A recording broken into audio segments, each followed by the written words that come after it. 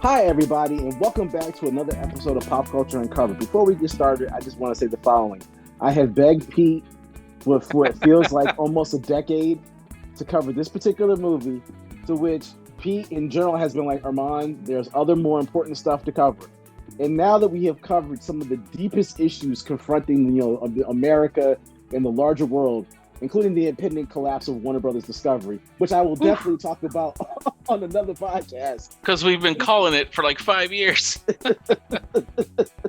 Pete has finally given me the go-ahead to discuss with all of you the absolutely iconic, the 80s classic, perhaps one of the best slices of Americana ever produced, for the American people. I give you Iron Eagle. This movie, it's like it was created in a lab. I mean, Iron Eagle. It's like where do you even start? It is one of the most unrealistic action adventure military movies ever made. I mean, but it takes you back to a time. Oh, go ahead.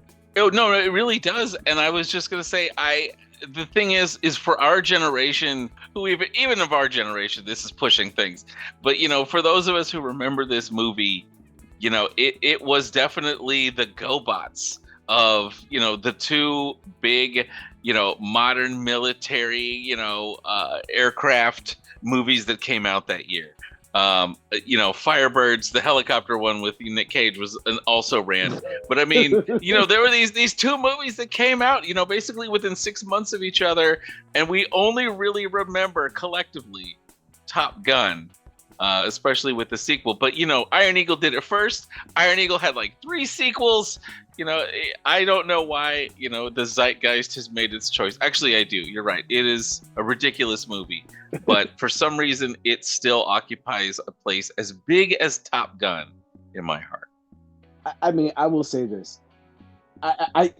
Iron Eagle ties into that 80s mythology of every suburban teenager's secret power is the fact that when they play music on their Walkman, they are imbued with greater skills and greater abilities. They all turn into X-Men.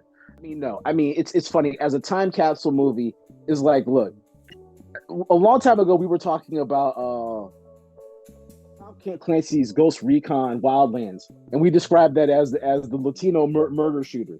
Mm-hmm. And Iron Eagle was kind of like you want to be blatantly racist to a nondescript Arab nation and basically say that this 18-year-old American kid is perfectly capable of killing every single fighter pilot just off GP because A, he's an American, B, he's got Chappie, and C, he's got Queen playing. And when you put that together, baby, that's all you need.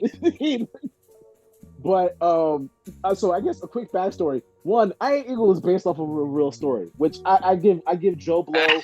I give Joe Blow on YouTube all the credit in the world. I never in a million years would have thought that this was based on but apparently there was an actual incident with the Libyans that involved the shoot down of an American F-14 Tomcat, which again struggles. Why are we talking about F-16s? But we'll get to that in a second. So it's actually based, and I guess this script got rejected by every single major studio in Hollywood. Until, of course, it ended up in the hands of our beautiful people from Canon. But what else can you say about Canon? Canon was we were all spared the Canon Spider-Man movie. I'll leave you with that. But so look, before we get into Doug and Chappie and everything else, I just want to talk about my primary pet peeve, which is why the hell is this movie called Iron Eagle? I mean, that was something I literally posted on Facebook the other day. I was like, Iron Eagle, not iron, not an eagle. But it's true. The the F-15, the Air Force's air superiority fighter of that era that was comparable to the F-14, that was the Navy's plane. Like, that was the Eagle. And the F-16, was, the precursor / equivalent of the F-18. During that era, and was served a different function. But Iron Eagle is pretty catchy. I don't know why Fighting Falcon is less catchy, but still, yeah, that's already discrepancy number one. What's up with the Eagle? Yeah, course correction for Armand. Shockingly, this was not put out by Canon. This was put out by TriStar Pictures. which is Now, to actually see that way stunning. makes way more sense because every TriStar, I don't know, they all just had that flavor. I don't know how to describe it unless you're an 80s kid, that like a TriStar movie just had that TriStar look to it. I mean, look, man, don't dump on TriStar. They gave me Supergirl. Like that meant something to me back in the day. Hmm. But but I think okay, TriStar gave us Labyrinth, so oh yeah, yeah, no, that's a good point. no, no hate, just observations.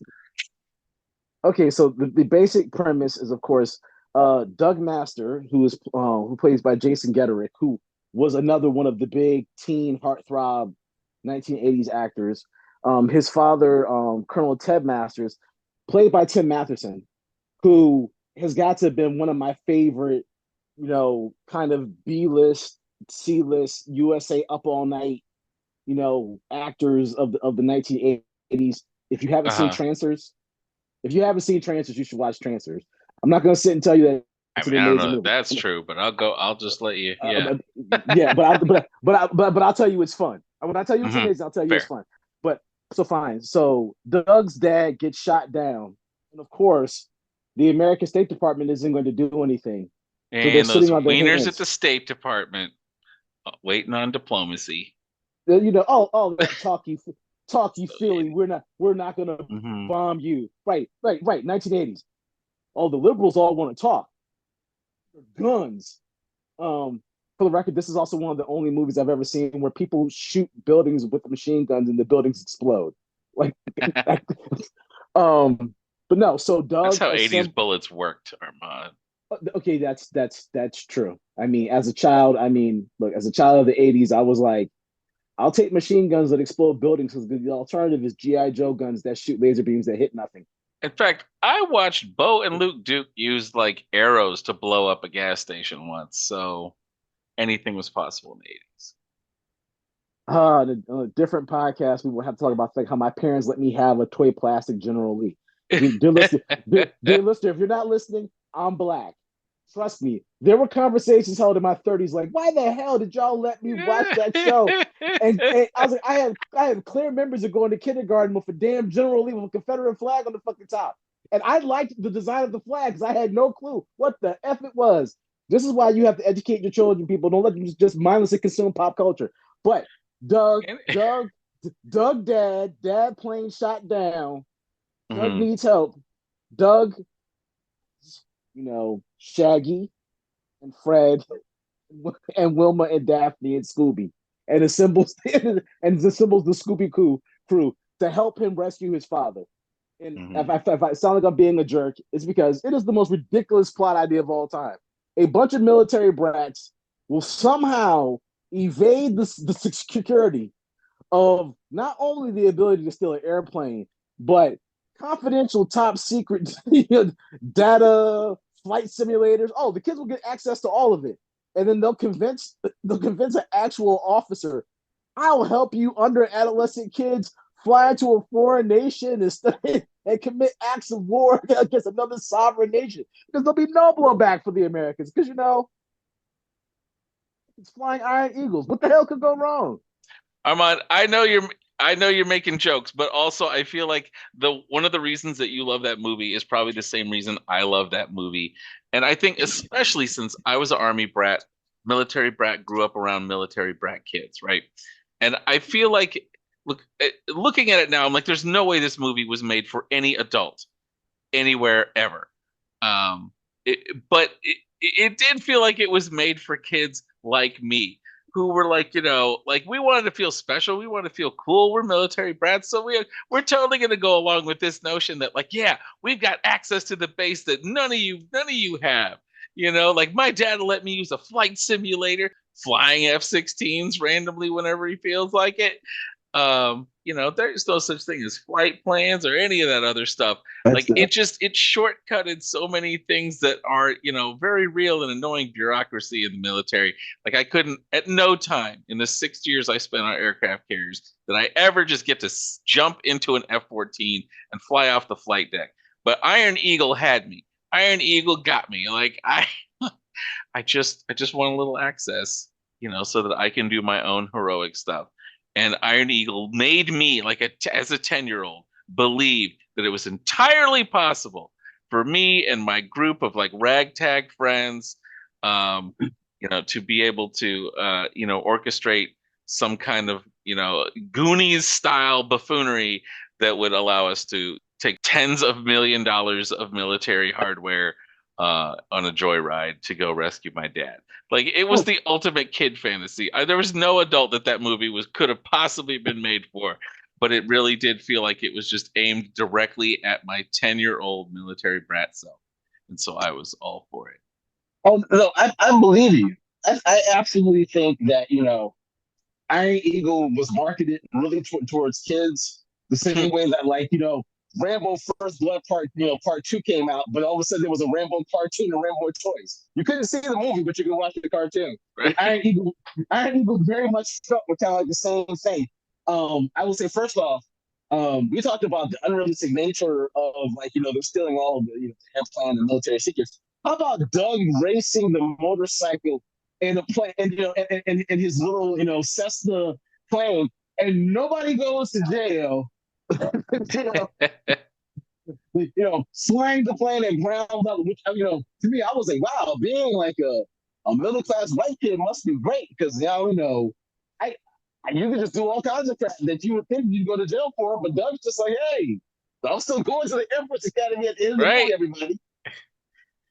But no, I mean, and I think I hate to say it, I think one of the reasons why Iron Eagle works so well is because, look, it plays off a couple of really predictable things. You've got Louis Gossett Jr. playing Chappie, who is, I don't want to say he's the magically flying Negro, but he's kind of the magically flying Negro. But it's Louis Gossett Jr. who can act his ass off. I mean, if you haven't taken the time to watch him, which was one of his last roles. I forget that. Forget how good he was in that. Right. I mean, Pete made me promise that I would remember to mention this. But let's remember that Louis Gossett Jr. won an Oscar for his performance for Best Supporting Actor in An Officer of a Gentleman. Louis Gossett Jr. doing Iron Eagle is literally the equivalent of Orson Welles doing Unicron in Transformers the movie. It's like you're not wrong. It's an actor of such profound caliber with a sound like. I know that you said you were busy on Tuesday, but do you think you can stop on the set for like 5 to 6 minutes and just give us give us a thing and we'll cut the rest of the movie around it? Right, we'll build the whole movie around it. And without Louis Gossett, it's funny. Without Louis Gossett Jr., this movie doesn't work at all. You don't believe me? There are a total of 4 Iron Eagle movies, and Louis Gossett Jr. appears in every single one of them. But no, so I mean, the premise is simple. Boy loses dad, boy assembles friends, boy finds mentor / black guy / magical Negro to now help, said white kid violate all kinds of American rules to carry out a 2-fighter plane mission against a sovereign nation, which, if there was anything that screamed the power of not America, but America, it had to have been, oh yeah, we'll take on this entire nondescript Arab nation with 2 Iron Eagles. These damn Iron Eagles. Freaking flying, fighting Falcon. I'm gonna go to my grave having seizures. Damn it. And they don't even look anywhere near school. I mean, I like the F-16. I was a big airplane kid. A-Town Warhogs and all. I geeked out. I had all the die-cast models. What I couldn't buy. What I couldn't buy, I built. That was the appeal of the Transformers, was that those planes also existed in Transformer form. The Seekers were F-15s. And yes, Starscream was an F-15. Yep. Rant over. And so then Doug takes on nondescript Arab nation to save his dad with probably one of the best 80s soundtracks of all time. I mean, I joke about the music, but literally as a kid, it was like the music was playing when Doug's going to the flight simulator. Mm-hmm. I was like, oh my God, I want to do that when I grow up. Doug, when he's at the fighter range and he can't hit anything at first, and then he puts the music on and all of a sudden he's dropping bombs perfectly. It's like, man, Look, I will go to this is all about go to my grave conversations because I will go to my grave telling you like this was the beginning of me understanding how important like music was motivationally. And I feel like this is generational. Like we are the generation that grew up listening to like music on our Walkmans everywhere we went and started neat like music became a necessity for the gym. Like all 16 years I was in the Navy. You know, I had earbuds in, I had headphones in, I had something playing at the entire time. And I will tell you right now that Queen's One Vision was absolutely on the soundtrack. Basically any time I was running. Iron Eagle, like it, for for reasons I still cannot explain, Iron Eagle like had such a weird influence on so many of the things that are just normal to me now, and that was definitely one. I mean, I would say that you've taken me back to the 1980s, early 90s. So like the single most existential question I had to ask for every day was, does my Walkman, the batteries still Yeah. good? And Oof. do both sides of my headphones still work? Or have one of the cords gotten pulled and now I've only got sound out of one side? Because those things would snap for no reason. Yes. Oh, I mean, all you kids now, your Beats by Dre headphones and all that. Let me tell you something. Back in the day, you went to sleep every night talking about, I hope my Walkman doesn't eat the next cassette tape I put into it. I hope my Walkman's batteries don't die when that annoying ass person in high school starts talking to me. And I really hope my headphones work all this week because these things cost $20 and there's no way my parents are buying me a replacement pair. They've already bought a replacement pair 3 times this year. I'm not sitting on that bus that whole way, to and from school without music. Like I'll get in geek fights on the bus all day, but at some point I just want my music. So going back to the plot, so predictably, Chappie gets killed, ish. And so one of the things that I did genuinely love, and I thought was smart with the use of the Walkman, was Chappie having recorded a tape for Doug. Yeah, damn. Because I thought that was legitimately the smartest piece of writing in the whole movie, and it really kind of, I hate to say it, but they leaned on Louis Gossett Jr. to give the movie some weight, and he did that. So when Chappie's talking to him, and he's like, "Oh, I know you're probably really scared. You want to make your way to this Air Force base, and at this point, you really just wanted to be all over." But he's like, your dad's just sitting there waiting there for you. Your dad's praying for a miracle. You can give it to him. And it's like, damn, Chappie, like, and then when you see Doug, like, okay, I'm not gonna cut and run. I'm gonna finish off the mission. And, by the time, like, all the way up until the point of the time Chappie dies, you're like, yeah, Doug's ass is looking, he has been killed. By the time, of course, Chappie dies, now we have the He-Man magical transformation. The black mentor has been killed, and now the young white guy's ready to just manhood. But I mean, and then Doug, gets his dad, and that of course he has a showdown with Paul Kadesh, which I would just say has got to be one of the fastest adversary kills of all time. So here are Armand's critiques. One, in comparison to Top Gun, which I felt like did an exceptional job of explaining, A, how hard it is to hit another airplane with a missile. B, how hard it is not to get killed while trying to hit another airplane with a missile. You have Iron Eagle, which would be like, to use an old 80s reference, would be like the choplifter of aerial combat. Oh, you can easily fly behind another plane and you don't need, to use your missiles. You can just use your guns. Despite the fact that it's like, I don't think the American military since the Second World War has shot down 600 planes with machine guns on any heavy flying vehicle. I mean, for God's sakes, in Vietnam, we were flying F-4 Phantoms, and they didn't even have gun pods on them for most of the Vietnam War. They literally had to put gun pods back on the back end of the war.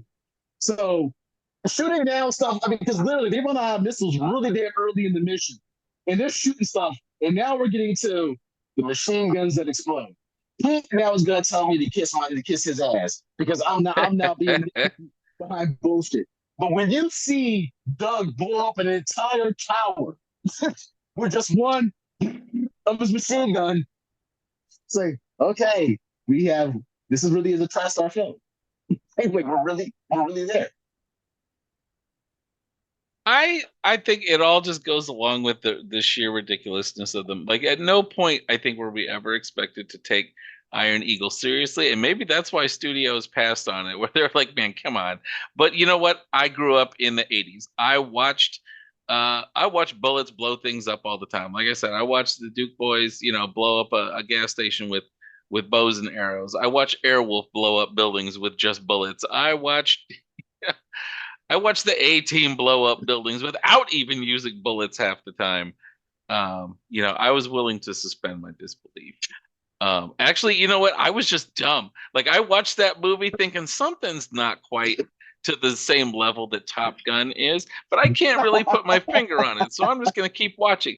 And Oh, it was one of those ones. It was all this is the '80s, man. So it was one of those movies where like it was always in at the video store. We would go to Errol's Video in Northern Virginia, and we would pick. And it was Iron Eagle was there, and then Iron Eagle 2 was always there. Like you could always count on Iron Eagle being there. A Karate Kid, Top Gun. Sometimes you were out of luck, and you weren't going to be able to rent it that weekend. So Iron Eagle probably got rented more than anything just because it was always there. see, I was a spoiled middle class child. Iron Pat, Eagle was always on either HBO or Showtime. Like that, you had the it was. HBO. Yeah, yeah, yeah. Oof. You're one of the kids who got to see Fraggle Rock and not Oh, just hear oh, oh. about it. Yeah, I actually have a terrifying story involving Fraggle Rock that I will tell you after this podcast. But no, I mean, yes, I mean it was ubiquitous, and I just kind of watched it so many times over the years, and it was the Hmm. kind of movie that if you caught it halfway through, you didn't feel like you had to, like, oh, I'll wait till the next time it's on. It's like, no, I know what's gonna happen. Like this is feel good. I'm gonna Right. watch. We don't need. I'm gonna watch. I'm gonna watch model airplanes get blown up. Like the difference between Iron Eagle and Top Gun. Top Gun is real planes. People, real human beings, real air, real Navy aviators flying real planes, attacking other planes, and there are actual explosions in the air.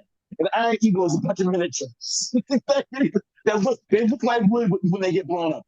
But regardless, but I will say this: taking stepping out from the absolutely ridiculous and stepping into a little bit of the serious. It is an interesting movie from a time capsule standpoint. It Hmm. is an America that is much less politically sophisticated. To anybody who's young watching this is a movie. This is '86. We don't have the internet yet. So, like, America, like as an American kid at the time, you were given a very, binary worldview. It was anybody who was remotely allied with the USSR is inherently evil, like Darth Vader, and you don't even need to think and debate about it. And like the merits of whatever the hell they think, well, they're evil. So why the hell would you work? So it is a very purely jingoistic, nationalistic movie where it's like, look, we're Americans, which inherently A means what we're doing is right. B, we're better than everybody else. And C, we're better at doing this than anybody else. Now, I would say sarcastically, I do think America is better at killing people than probably any other group of people on the face of the planet, which is the reason why the country's only been at peace for like 20 years of its entire history. Not 20 consecutive years, 20 years in total. But having said all that, I feel like Iron Eagle sits kind of like with Red Dawn in Hmm. terms of like microcosm movies where it was because we were living in the Cold War and we were living in a time period where it felt like legitimately we could go to war with the Soviets and the Warsaw Pact at any given moment. It didn't feel like as a kid you were like, well, I might have to watch this Iron Eagle ish because I might find myself in an F-16 taking on a Russian next week. It did have that kind of feel to it. So I, It I did think have that like Red Dawn meets the Goonies kind of thing of like yeah. it's gonna fall to us, but it always fell to us yeah to to blow up the Russians. So no, but I mean, so that's Iron Eagle. So like, I mean, this is very much for us, 80s nostalgia at its best, right? So we're not sitting here professing that this is the world's greatest movie.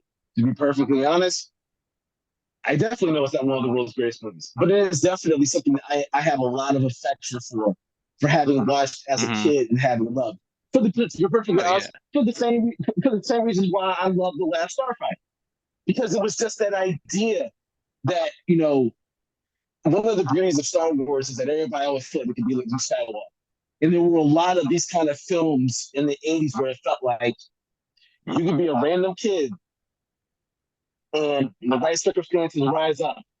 Boom, you've got all these special abilities and it's all right there.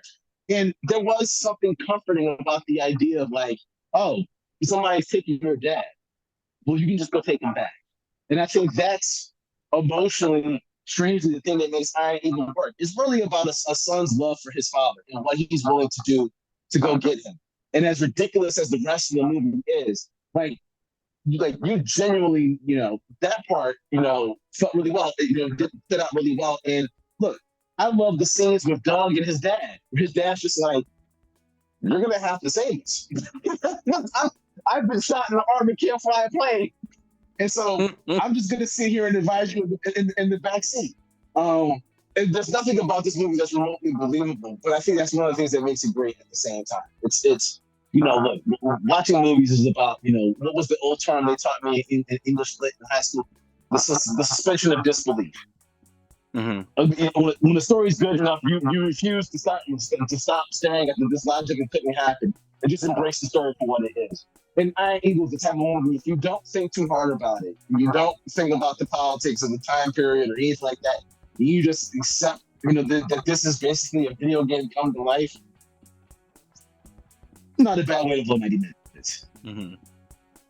I was just thinking, because you brought up The Last Starfighter, it just made me think of how much Dan O'Hurley's performance as Greg in The Last Starfighter was like, this is clearly, Oh God, that was so on the nose. Yes, because that was a magical space Negro.